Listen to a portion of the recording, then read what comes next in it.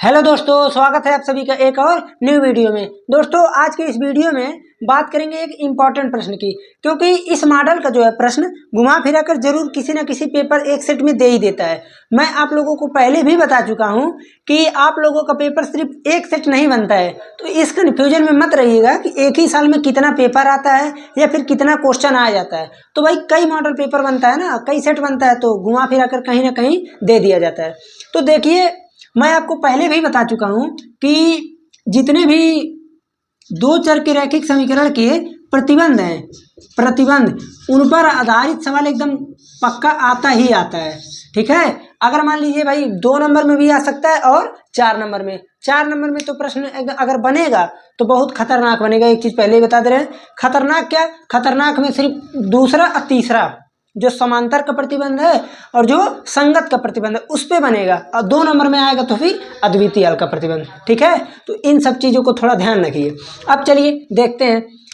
अब ये चीज दिया है कि k के किस मान के लिए समीकरण के अद्वितीय हल होंगे, तो पहले तो हम ये लिखेंगे कि दो चर के रैखिक समीकरणों से जब तुलना करेंगे तो ध्यान दीजिए, a1 का मान 2, a2 यहाँ लिखेंगे, a2 का मान 8, b1 का मान 3, b2 का मान -k। अब c1 c2 निकालिए चाहे नहीं निकालिए, कोई बात नहीं है। ठीक है, c1 c2 अब भाई मान लीजिए अगर निकाल लें तो भी ठीक, नहीं निकालेंगे तो भी ठीक, बट निकाल लेते हैं।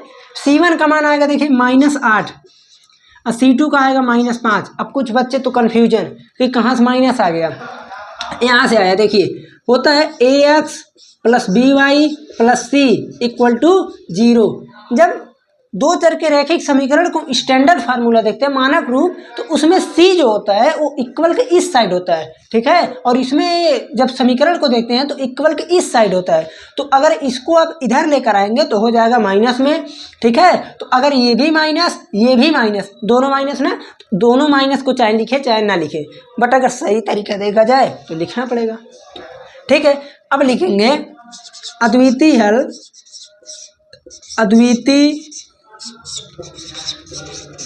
हल होने का प्रतिबंध, अद्वितीय हल होने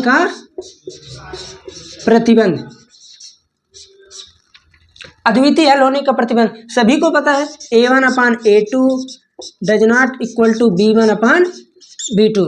अभी जो इसमें का आंसर आता है, अधिकतम बच्चे उसमें कंफ्यूज रहते हैं, अभी मैं उसको समझाऊंगा। देखिए, a1 का मान है 2, a2 का मान है 8, b1 का मान है 3 और b2 का मान है -k। अब इसको जब और आगे सॉल्व करेंगे तो हो जाएगा -2k बराबर नहीं है 24, और सॉल्व करेंगे तो k बराबर नहीं है -12।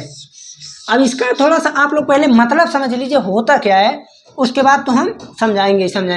देखिए, इसमें a कह रहा है अद्वितीय हल होने का प्रतिबंध में कि k जो है बराबर नहीं है -12, यानी -12 को छोड़कर k के हम कुछ भी वैल्यू को रख सकते हैं, k का कुछ भी वैल्यू रख सकते हैं सिवाय -12। क्यों? जैसे ही हम -12 इसमें पुट करेंगे तुरंत हो जाएगा। देखिए 3 ये तो है ही, -12 में जैसे ही पुट करेंगे यहाँ पर हो जाएगा 12, और 3/12 होता है 1/4, 1/4 यहाँ भी, तो ये दोनों बराबर हो गया ना। और जैसे ये बराबर हुआ तो फिर अद्वितीय हल का प्रतिबंध खत्म।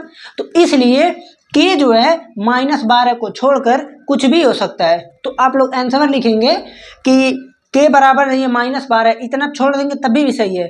ठीक है, अब किसी को आपको तो समझाना नहीं है कि क्या है, तो आप लोग अधिकतम लोग ऐसे बिना समझे इसी पर छोड़ देते हैं। तो आप लोग ये जान लीजिए, जब ऐसा लिखा रहे तो उसका मतलब ये हुआ कि k की वैल्यू जो है इस चीज को छोड़कर कुछ भी हो सकती है, बट ये नहीं होगा। जैसे ही ये रखेंगे तुरंत अद्वितीय हल का कंडीशन ही नहीं लागू होगा। ओके, तो बस हमें इतना ही समझाना था इसमें, और हम यही कहेंगे प्रतिबंध पर आधारित सवाल भैया आना ही आना है। तो इसलिए आप लोगों से एकदम समझ लीजिए, निवेदन है कि आप लोगों से बढ़िया से तैयार कर लीजिए। अगर नहीं तैयार है तो डिस्क्रिप्शन बॉक्स में जाइए, प्लेलिस्ट का वहाँ पर लिंक डाला गया है, वहाँ से आप तुरंत एक ही वीडियो में बता दिए, एक वीडियो देख लेंगे, उस पर आधारित कुछ प्रश्न देख लेंगे, आपका हो गया एकदम बढ़िया। ठीक है ना, तो हमें लगता है कि एकदम बढ़िया से आप लोगों को समझ में आ गया होगा।